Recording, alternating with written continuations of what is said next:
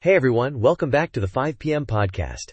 I'm Dan, your resident politics nerd, and as always, I'm joined by the insightful Tina. Hey Dan, happy to be here. And guys, it's January 22nd, 2025, and we've got a topic that's, well, it's a lot to unpack. We're diving into President Trump's recent executive order on birthright citizenship. Oh man, this is a big one. So, birthright citizenship. You're born here, you're a citizen. It's in the 14th Amendment, right? I was just reading about the history of it, and it goes all the way back to 1868, after the Civil War.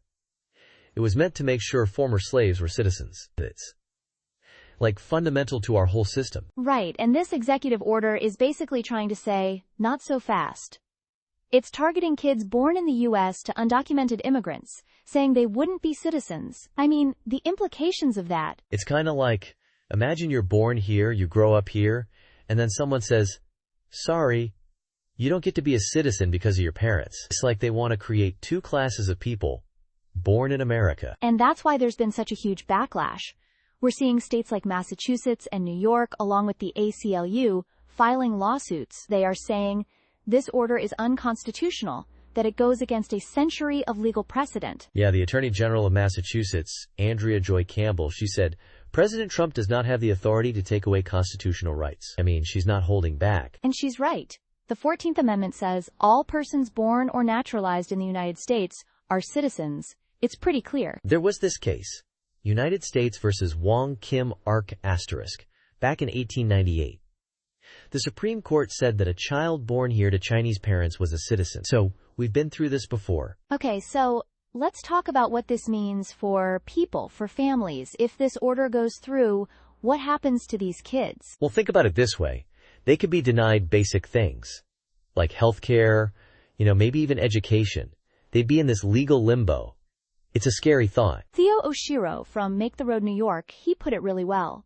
He said that denying these kids citizenship is an affront to basic values of fairness, equality, and inclusivity. And I think that hits the nail on the head. Yeah, this isn't just about the law, it's about people's lives.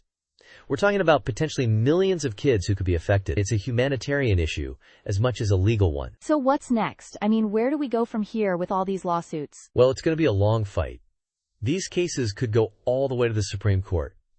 And honestly, it could change the whole landscape of immigration in this country. It's interesting, isn't it, how something that seems so established, like birthright citizenship, can suddenly be up for debate? It makes you think about what other rights could be challenged in the future. Exactly, and it's not just about the legal stuff. This is going to impact communities, how people see each other, how we define who's an American. It's a big deal. It will be fascinating to watch, that's for sure.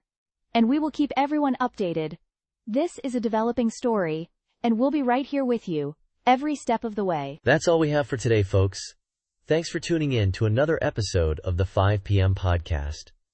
Join us next time as we continue to explore the issues shaping our world.